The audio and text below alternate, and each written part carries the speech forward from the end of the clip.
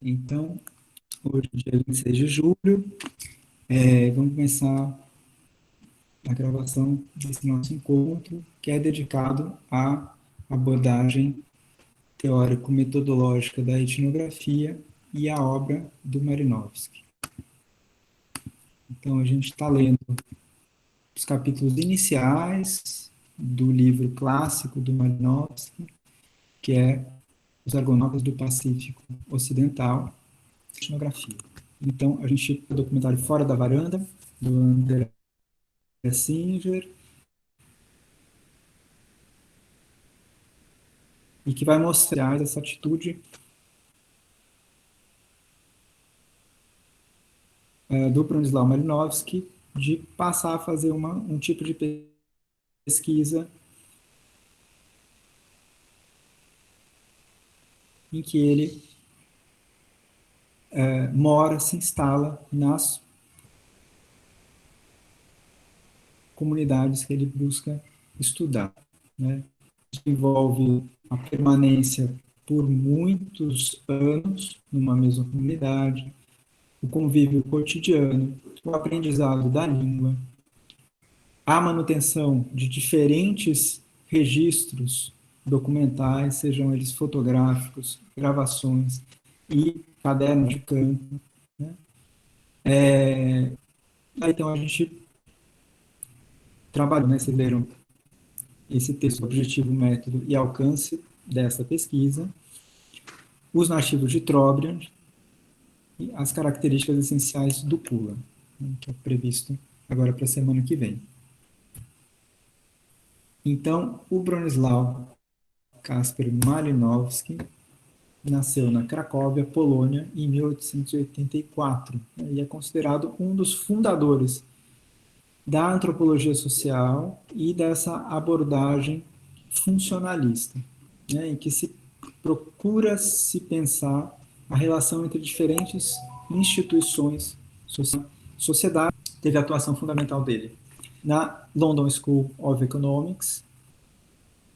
Ele morre em 42, né, e publica essa obra clássica, que é considerado o principal trabalho dele,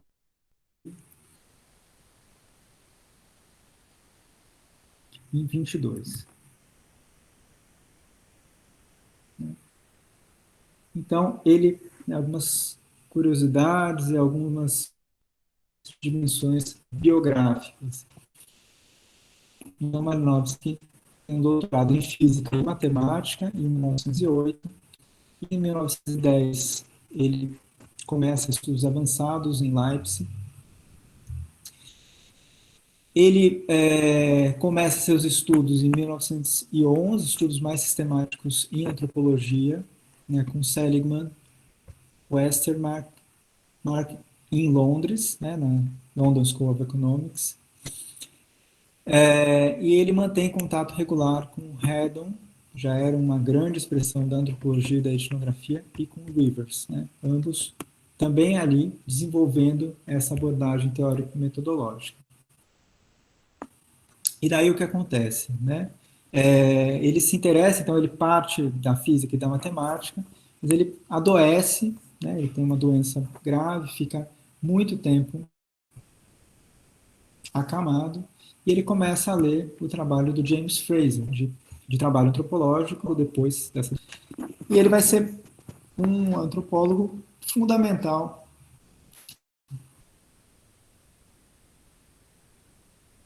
para o desenvolvimento de uma nova metodologia, uma nova abordagem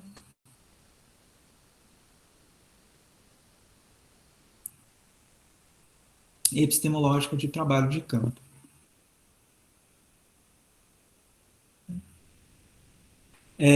E baseada muito nisso que a gente chama hoje, né, de observação participante. A gente vai ver um pouquinho sobre essa abordagem. E ele vai fazer pesquisas na Papua Nova Guiné e especificamente nas chamadas Ilhas Trobriand, né, inicialmente com o povo Mailu e posteriormente com outros povos nativos das Ilhas Trobriand. Então, ali começa as pesquisas de campo em 1915, e daí depois ele vai prosseguir, né, períodos de campo de 15 a 16, 1915 a 1916, e de 1917 a 1918. Né? Então, é muito importante a gente entender algumas dimensões, né, desse contexto social, geográfico e geopolítico, né, da Papua Nova Guiné e das Ilhas Tróficas. Então, a Papua Nova Guiné, né, depois de ter sido governada, né, e colonizada por diferentes países, em 1970, né, que foi administrada ao longo do século XX, maior parte pela Austrália. Então, ela é hoje um país independente, membro da Commonwealth, e a rainha da Inglaterra, a rainha Elizabeth II, é a chefe de Estado principal. Né? Então, as invasões e colonizações nas ilhas que formam a Papua Nova Guiné começam com uma invasão portuguesa em 1900 e 1511, né, que cunhou o nome, né, Nova Guiné. E daí existem vários ciclos de invasões e de colonizações. Né? Então, em 1885, essa região é dividida em três partes. A norte começa a ser colonizada, né, pela Alemanha, a parte ocidental pela Holanda e a parte sul pela Grã-Bretanha, né, a chamada Papua. E em 1902, a Grã-Bretanha entrega a Papua para a administração da Austrália, né, que tinha acabado de se tornar independente em 1901. E daí, ao longo da Primeira Guerra Mundial, de 1914 a 1918, a Alemanha perde a sua parte, né, dessa colônia, que passa a ser administrada também pela Austrália. Depois, né, existe a fusão da Papua e da Nova Guiné após a Segunda Guerra Mundial, né, que foi ali entre Papua e Nova Guiné, 85. Então, chama atenção nesse, né, longo ciclo de invasões e colonizações, né, e de resistência dos povos da região.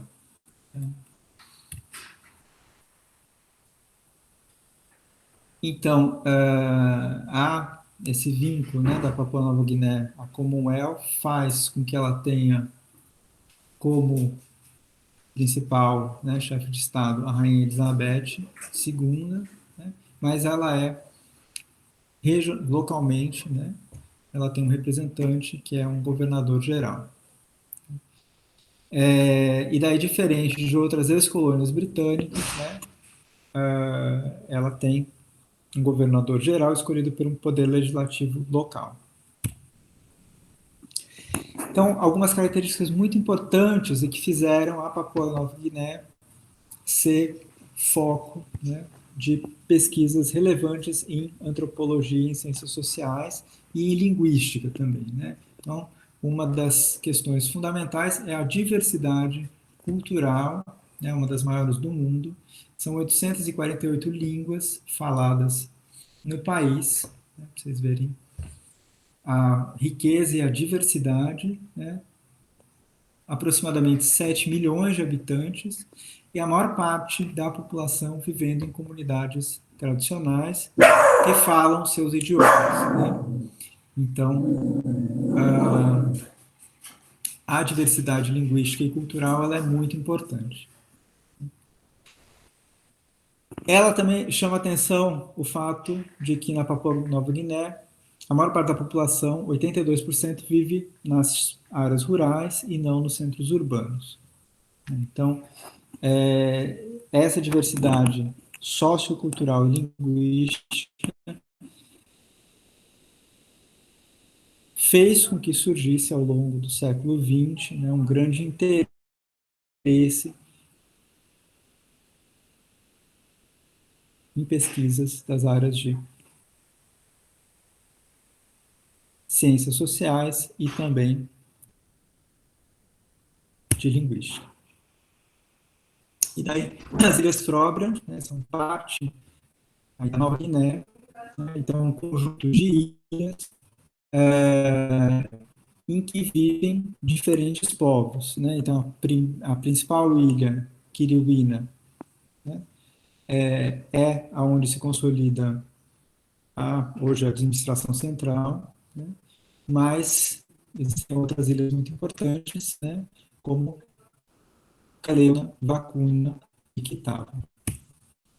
Então, a população hoje da ilha Mailu, por exemplo, onde o Bronislaw Malinowski fez a pesquisa dele, né, a pesquisa inicial é de 8.500 pessoas e que falam a língua Mailu, né, a língua que foi aprendida pelo Bronislaw Malinowski.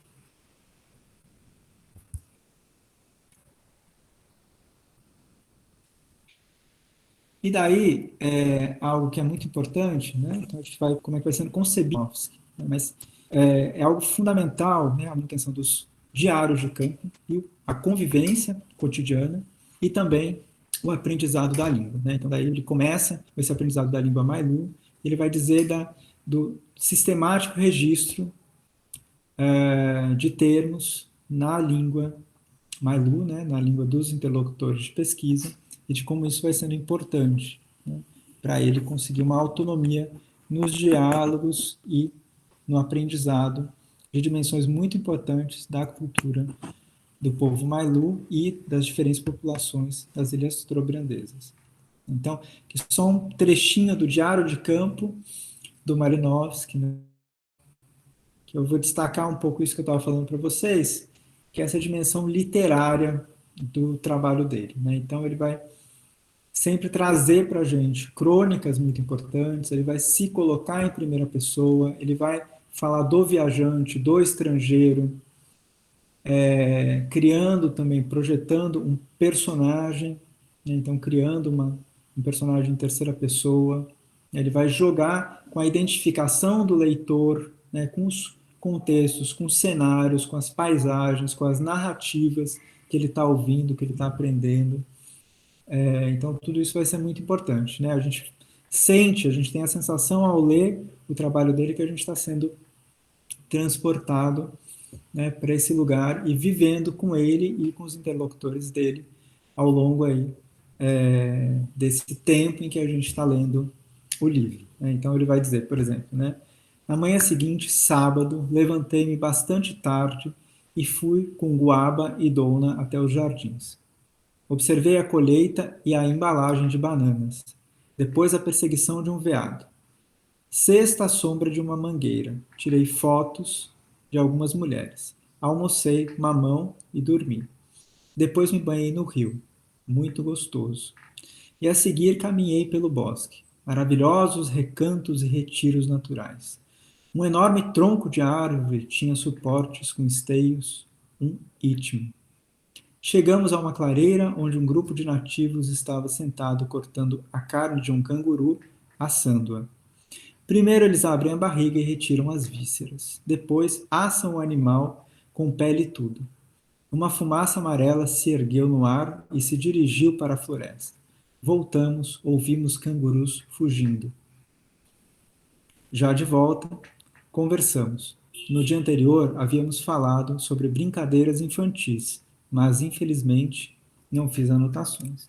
Então, aqui a gente tem dimensões muito importantes, né, desse cotidiano de convívio e também de uma multiplicidade de temas e focos da pesquisa etnográfica dele. Né? Então, a partir do cotidiano, né, desse convívio com esses interlocutores na roça, né, na coleta de bananas, a gente tem também, né, o testemunho da caça, né, da caça ao canguru, né, os cangurus, um canguru que foi capturado, outros fugindo, né, mas também da busca por documentar as brincadeiras das crianças. Né, então, tudo parece ser muito importante para esse etnógrafo que está aprendendo a viver e a conviver com esses seus interlocutores. Né. Então, aqui, o Malinowski, né, vocês podem perceber, ele talvez tocando um instrumento, né, sentado com os companheiros dele de campo, ele vestido, né, de um modo muito diferente dos interlocutores, usando perneiras, né, para proteção das pernas à mordida de cobra, mas ali sentado, tranquilo, ao sol, aprendendo, né? Então, uma atitude muito própria disso que a gente está estudando, que é a observação participante. Então, o James Clifford, um antropólogo que vai escrever suas principais obras nos anos 80, 90, vai dizer: a observação participante envolve a produção do conhecimento por um longo processo de envolvimento intersubjetivo. Estar com os outros, observar e participar constitui um modo de realização da pesquisa do etnógrafo durante o trabalho de campo. Então, né, fazer pesquisa de campo não necessariamente envolve realizar etnografia, né? Então, eu posso fazer pesquisa de campo e aplicar uma enquete, né, um questionário, né, e escolher alguns interlocutores, né, ou ter a indicação de alguns interlocutores de pesquisa e gravar entrevistas, né? Mas o convívio, a participação, o aprendizado com o outro é que vão caracterizar, né, essa dimensão importante de uma pesquisa de campo, que vai ser a observação participante, e ela vai ser um dos elementos fundamentais para a constituição de uma abordagem teórico-metodológica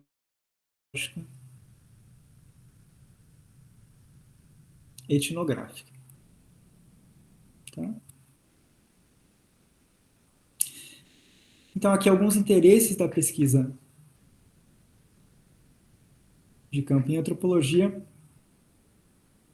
e que vão marcar a pesquisa etnográfica. Então, o interesse por entender o que as pessoas fazem no seu dia a dia. Então, a gente vê ali o Malinowski aqui relata, buscando entender o que as pessoas fazem no seu dia a dia. Né?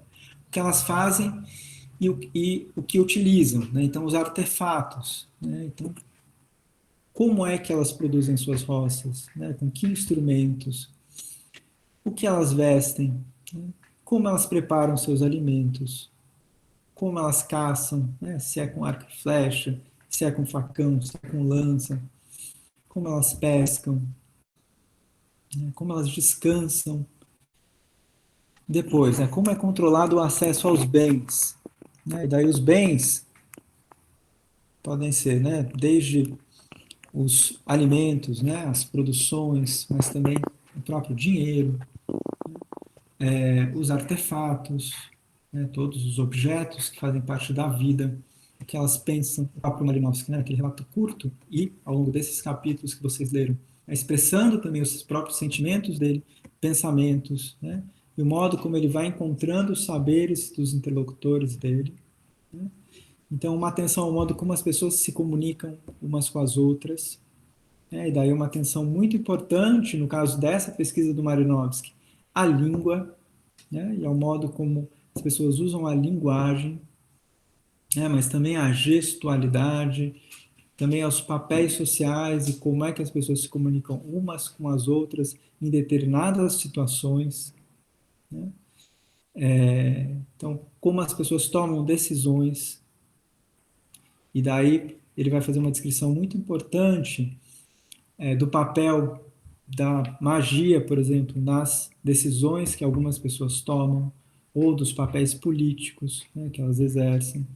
Como as pessoas classificam pessoas, objetos, animais, fenômenos naturais e culturais, e como é a vida, né, da família e da comunidade, e como é que essa vida familiar e comunitária é organizada. Tá? Então, isso é fundamental, isso marca muito, né, os interesses até hoje da pesquisa etnográfica e da pesquisa antropológica, e isso vai começar a ser desenhado de um modo mais sistemático pelo trabalho do Bronislaw Malinowski. Então, outros recursos muito importantes e que a gente entende, né, que vão ganhar esse caráter mais sistemático a partir do trabalho do Bronislaw Malinowski. Né? Então, um deles é o recurso do distanciamento e o outro da empatia. Nesse breve relato que eu li, do caderno de campo do Malinowski, a gente viu como ele menciona os interlocutores dele, né, como ele fala das conversas, né, mas como ele vai também, aos pouquinhos, trazendo para a gente dimensões de amizade, de relações que ele vai tendo, relações sociais, né, e de amizade em campo. Né? Então, laços de afeto, laços de cumplicidade, de companheirismo, né? E tudo isso vai caracterizando essa dimensão da empatia, né? Então, do interesse, né, por estar com os outros, por aprender com os outros, por escutar os outros. Né? Então, tudo isso é muito importante para essa dimensão etnográfica da pesquisa. Né? Então, a descrição etnográfica vai ser o resultado desse longo processo de participação e observação direta da vida de uma comunidade. Né? E daí, né, mas a gente não, para essa abordagem etnográfica, a gente precisa não só de uma identificação com o outro, né, de uma empatia grande, mas também de um distanciamento. Né? O distanciamento se dá com relação aos nossos universos de referência, então também os nossos padrões de julgamento moral, os nossos valores, né? E para a gente poder e conseguir ter essa identificação, empatia com os outros. Mas também, em determinado momento, é fundamental o distanciamento com relação aos nossos interlocutores, né, e aos valores deles, ou aos sistemas de saberes, de conhecimentos, de práticas e de valores dos interlocutores, né, para uma leitura distanciada a partir das categorias e do modo de produção de conhecimento aí, científico e antropológico. Né? Então, esse contínuo, né, entre empatia e distanciamento vai marcar a atitude epistemológica da etnografia. Né? Então, o Malinowski vai trazer, né, que existiriam 3 espécies de dados gerais. E daí ele vai dizer para a gente, né, a descrição geral das instituições, né, de costumes, então, que ele estaria descrevendo a partir de um método de documentação estatística por provas concretas. Né? Então, os dados provinham de descrições oferecidas pelas pessoas e observações de casos reais. Segundo, a observação da ação social, né, ele vai dizer que isso seriam os imponderáveis da vida cotidiana, né, registrando suas observações num diário de campo. Né. Então, é uma documentação sistemática, dia a dia, né, dos fatos e de tudo que está acontecendo. Né. E daí, um terceiro tipo, né, uma terceira espécie de dado geral, né, a coleta de depoimentos etnográficos. Então, narrativas características, expressões típicas, itens de folclore, fórmulas mágicas, formam um documento da mentalidade nativa. Né? Então, e essa dimensão, né, ela é fundamental para ela, né, para que se consiga ter essa coleta de depoimentos etnográficos, é fundamental o aprendizado da língua, né, da língua dos interlocutores. Né? Então, aqui um exemplo de caderno de campo, né, então, o modo como ele vai sendo trabalhado, então, o rigor, né, nos desenhos, então, aqui uma observação de arquitetura, né, então, parte superior de uma casa, parte externa, né, a relação entre a arquitetura e a economia, né, então, o modo como as pessoas produzem alimentos, produzem bens, como elas trocam esses bens, né, como são gerados valores, né, mesmo como se aprende a produzir. Então, aqui algumas, só um exemplo, né, e daí também existem modos, né, como cada pesquisador e pesquisadora vai compor seu registro etnográfico. Né. E daí aqui um pouquinho, né, dessa história do desenvolvimento da etnografia. Né. Então, a gente viu na primeira parte do curso, né, como essa teoria antropológica britânica, né, no final do século XIX, ela é marcada por uma postura evolucionista, né, e mas como essa ida, né, a campo, já era idealizada por alguns desses antropólogos evolucionistas, como o Taylor e o Fraser, né, que viam como necessária a realização de campos etnográficos, né, e de uma observação direta. Então, aos poucos, né, e daí o Haddon e o Rivers e o Marinovsky vão contribuir muito, né, para o abandono dessa postura evolucionista a partir das incursões a campo, né? Então, a pesquisa de campo ela vai ajudando esses antropólogos a tomarem distanciamento com relação a esses modelos teóricos evolucionistas, né? E vai se consolidando aos poucos a importância da observação participante, né? E de uma sistematização da abordagem etnográfica, né? Como um modo de coleta de dados para a reflexão teórica. E daí, a gente pode dizer que essa abordagem teórico-metodológica vai se desenvolver principalmente, né, continua em desenvolvimento, em transformação, mas ela vai ter aí, de 1900 a 1960, uma sistematização, né, e uma consolidação como uma abordagem fundamental no campo da antropologia, né, e que vai fazer com que, né, os antropólogos, os pesquisadores, né, sejam formados nas universidades para conseguirem realizar pesquisas etnográficas intensivas, né, em 1, 2 anos, convivendo, vivendo com os interlocutores, né, conseguirem ter estudos completos sobre instituições ou relações entre instituições de determinadas sociedades.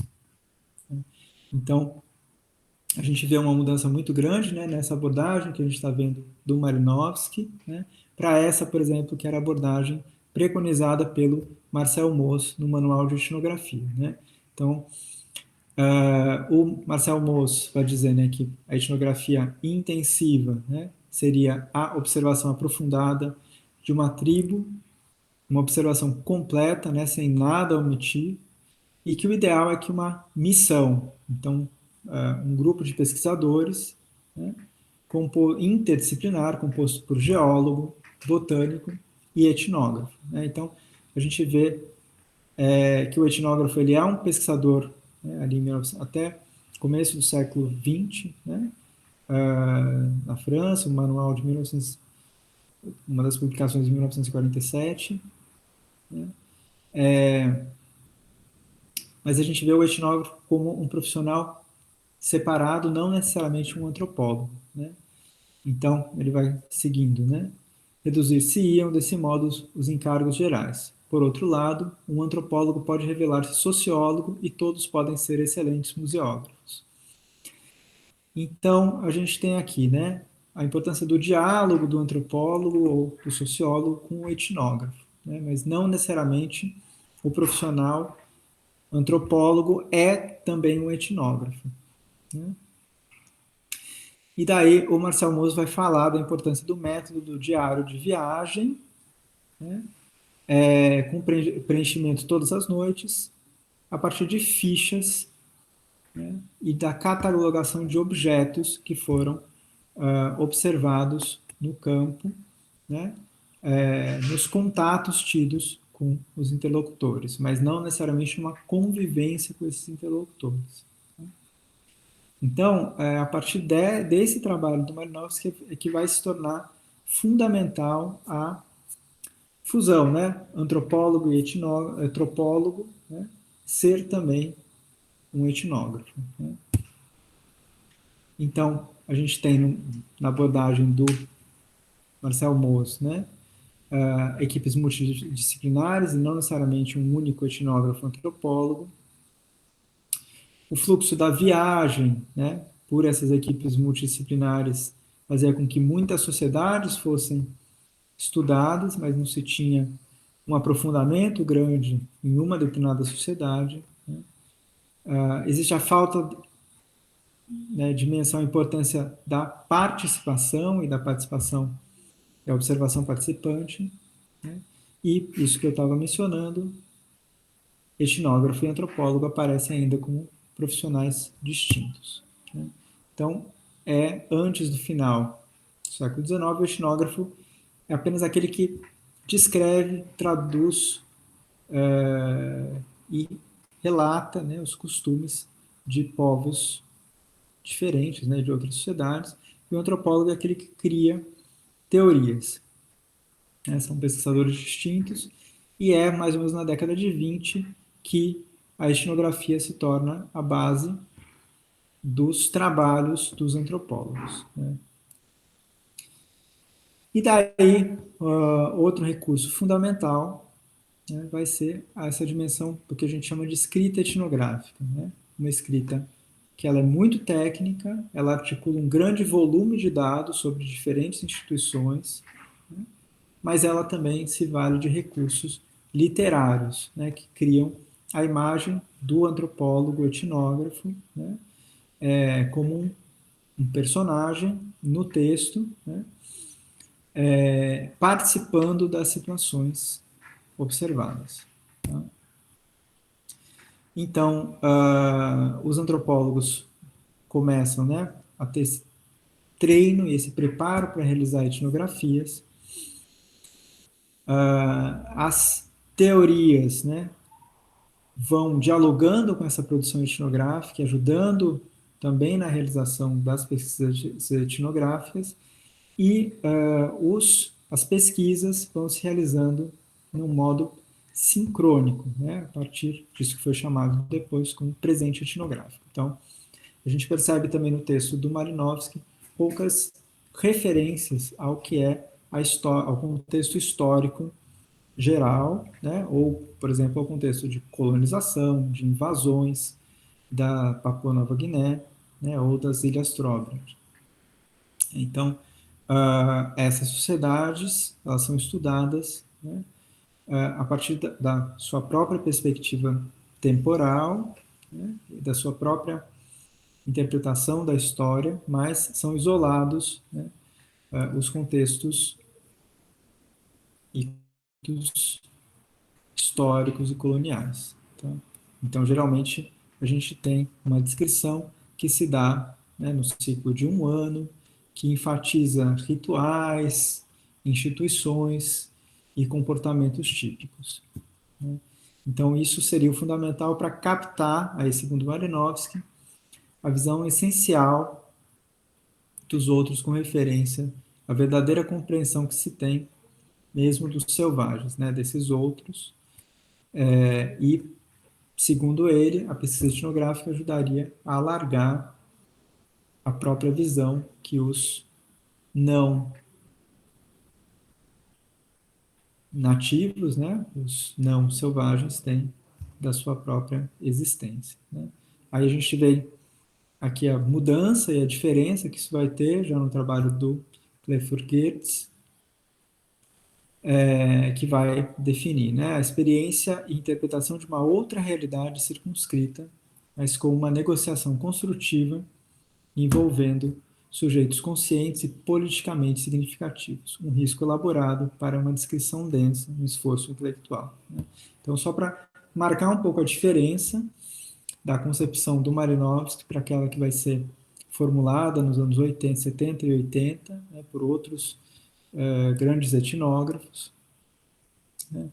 Mas o modo como o Malinowski vai construindo a partir da abordagem etnográfica, né, uma distância com relação ao modo, né, da antropologia de pensar esses que eram os ditos selvagens, né, ou esses outros que viviam vidas em comunidades, em tribos, né, muito diferentes da vida europeia. Tá? Então, seguindo, né? Então, nessa diferença, né? Já nos anos 70 e 80, a etnografia, né? Ela é vista como interpretativa, ela interpreta o fluxo de um discurso social, né? E busca se salvar o que foi dito e o que foi vivido, né, num discurso científico como uma forma de analisar, né? E daí, a gente tem, né, a importância, por exemplo, né, do debate atual e do modo como a própria ética na antropologia é pensada a partir da pesquisa de campo, né? Então, a ética na nossa área, né, antropologia, ela vai ser pensada, né, a partir dos direitos dos interlocutores serem informados sobre a natureza da pesquisa, o direito de se recusarem a participar da pesquisa, o direito de preservar sua intimidade de acordo com seus padrões culturais, a garantia de que a colaboração com a investigação não será utilizada para prejudicar, né, o grupo investigado, o direito do acesso aos resultados da investigação, direito de autoria e coautoria das populações sobre sua própria produção cultural e os direitos a ter seus códigos culturais respeitados. E daí, essa questão que se coloca muito séria hoje em dia, né, a questão da autoridade etnográfica, né, então a autoridade experiencial baseada em uma sensibilidade para um contexto outro, né, para um contexto estrangeiro. E a gente vê isso muito forte no Malinowski, né, o modo como essa sensibilidade vai resultar num relato etnográfico, né, que reproduz descrições muito minuciosas do que são as vivências e as instituições dos povos que ele estudou, né? Então, a etnografia sendo vista como uma experiência, né, um processo, né, que se estabelece a partir da participação na vida social de um grupo social, de um coletivo, né, ao mesmo tempo e em contextos singulares.